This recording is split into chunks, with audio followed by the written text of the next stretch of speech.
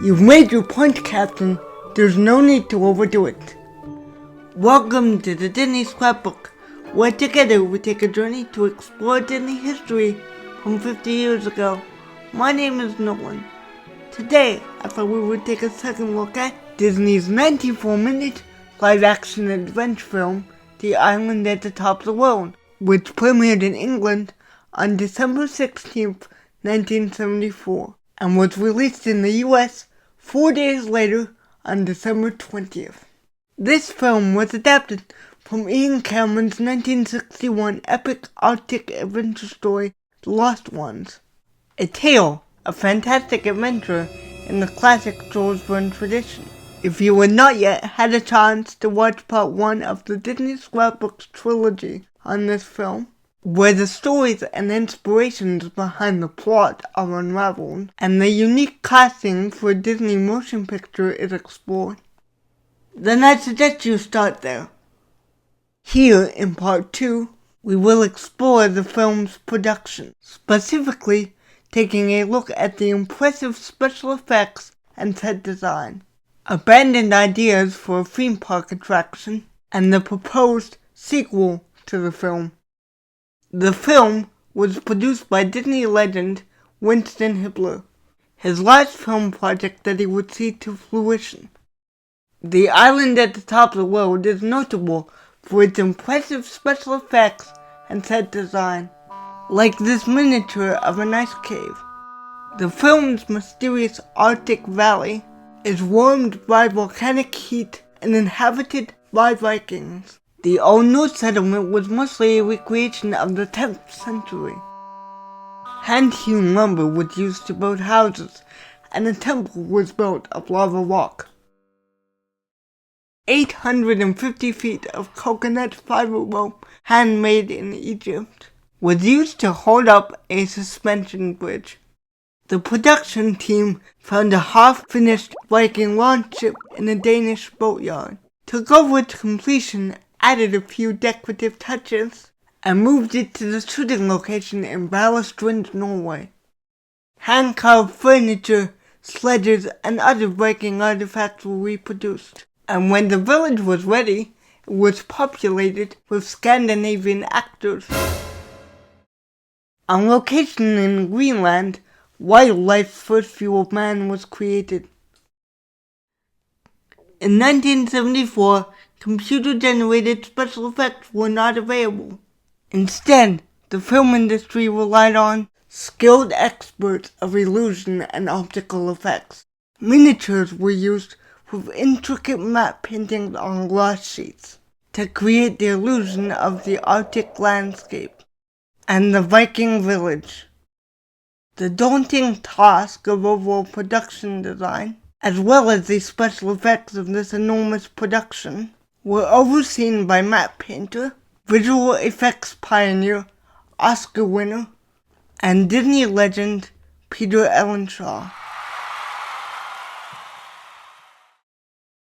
English-born William Samuel Ellenshaw was a self-taught artist who by coincidence met special effects pioneer Walter Percy Day. Day had introduced the concept of matte paintings on glass to French cinema.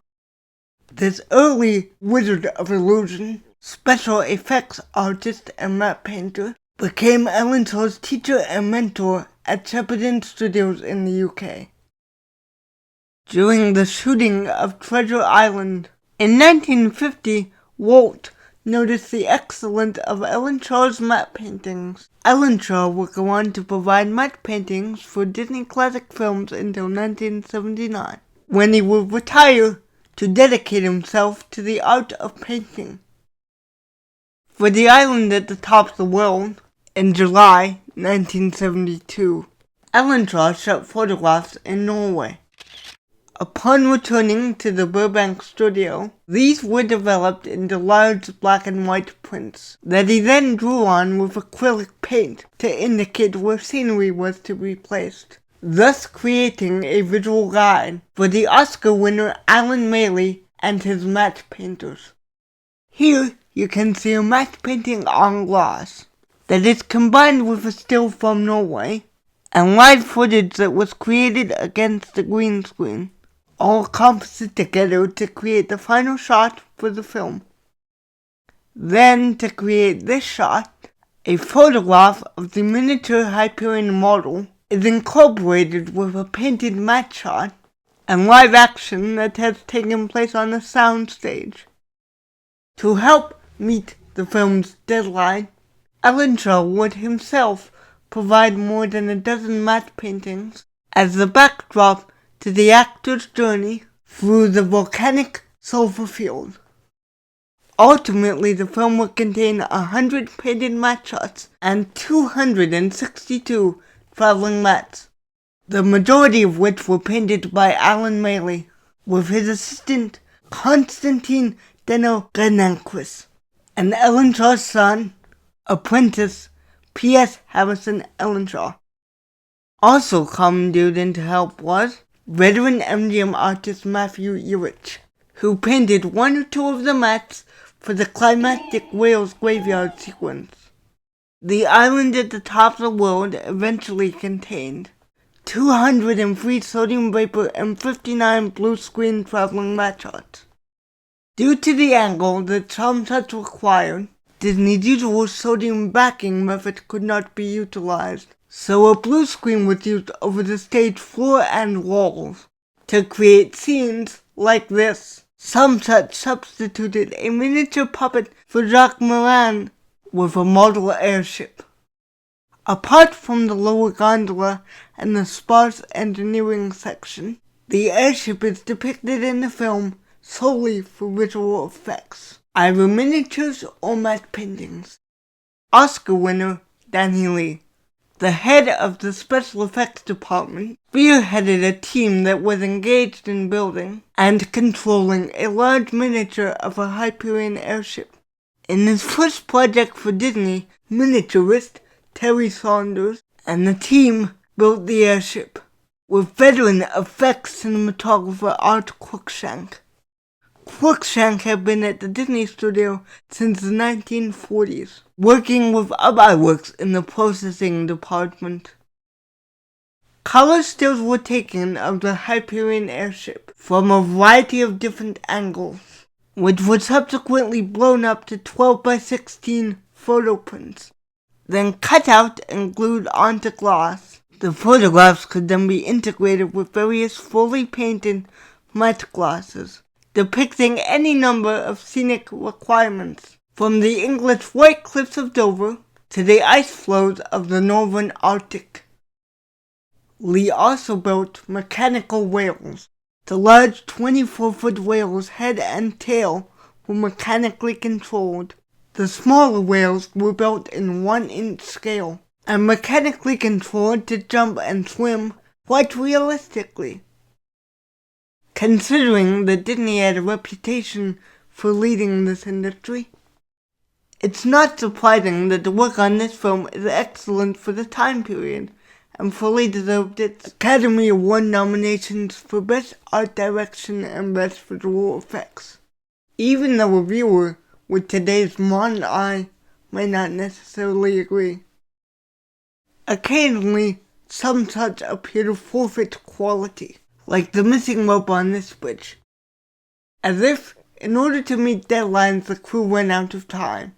However, sometimes mishaps are fortuitous and left in the film, as seen here where the Goji's eyeballs are accidentally created by the pulling of clay mats during the photography stage. Extremely prolific and veteran of the Disney Studios, British-born Disney legend Robert Stevenson directed this film, his 17th live-action for Disney, 2 of which have been selected by the National Film Registry, by the Library of Congress as being culturally, historically, or aesthetically significant: Old Yeller and Mary Poppins. An engineering and psychology student at Cambridge University, Stevenson became interested in filmmaking in the late 1920s after performing a research assignment that involved filmgoers and made his directorial debut with the 1932 German musical Happily Ever After. During the film's production, Imagineer and Disney legend Tony Baxter conceived the idea of Discovery Bay to expand Frontierland at Disneyland, an idea that would never come to fruition. The intention was to create an environment with an alternate history, inspired by both Jules Verne and H.G. Wells. It would include the Nautilus from 20,000 Leagues Under the Sea as an elegant restaurant, and a gigantic warehouse which could be seen from the rivers of America holding the Hyperion. This attraction was envisioned as being a flight on an aerial suspended monorail system. Guests would enter the Hyperion airship to find the lost civilization of Astrogard, probably in an attraction that was similar to the modern-day Soarin'. After Discovery Bay was announced, a scale model was even built and put on display in a preview center on Main Street, USA. Unfortunately, Island at the Top of the World did not perform as well as expected at the box office, which led Disney to rethink Discovery Bay. However, as Imagineering always says, good ideas never die. This concept art and model influenced Disneyland Paris, for which Tony Baxter was the executive director. Today, the Hyperion can be seen in Discoveryland, Disneyland Paris. It houses the Cafe Hyperion, a counter-service, travel-themed restaurant, offering a mix of American cuisine with fast food counters designed to resemble ticket booths, where guests can purchase tickets for flights to any destination. The building also houses the Videopolis Auditorium, a stage that during the day shows Disney cartoons that guests can watch as they enjoy their meal, and by night is the venue for live performances. Disney was expecting the film, The Island at the Top of the World, to be as successful as 20,000 Leagues Under the Sea and In Search of the Castaways were. There was an idea for a potential miniseries called The Discovery Bay Chronicles, narrated by and starring Pete Renaday, who was also Captain Nemo's voice in the Florida submarine attraction, as tycoon and founder Jason Chandler. Restored 35mm footage of the pilot episode revealed that Discovery Bay was formed as a haven for inventors on the California coast in the 1870s. It would be home to a massive airship, the Hyperion, as well as a base to seek out and salvage the long-lost infamous submarine known as the Nautilus. This series was imagined to serve as the means to convey and advertise the story of Discovery Bay. Walt Disney Productions had planned to create a sequel film, The Lost Ones, based on another of Ian Cameron's books, The Mountains at the Bottom of the World.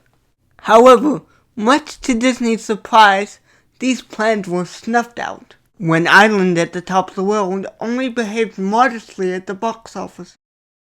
Here, we reach the conclusion of Part 2. Thank you for taking part in this exploration with me. Part 3 will be coming soon, where we will investigate the film's music and promotional merchandise. If you would like to watch Island at the Top of the World before joining me for Part 3, it's available on iTunes, YouTube, Amazon Prime, Google Play, Disney Plus, and of course, DVD. If you enjoyed this type of 50th anniversary content, please like and subscribe and hit that notification bell.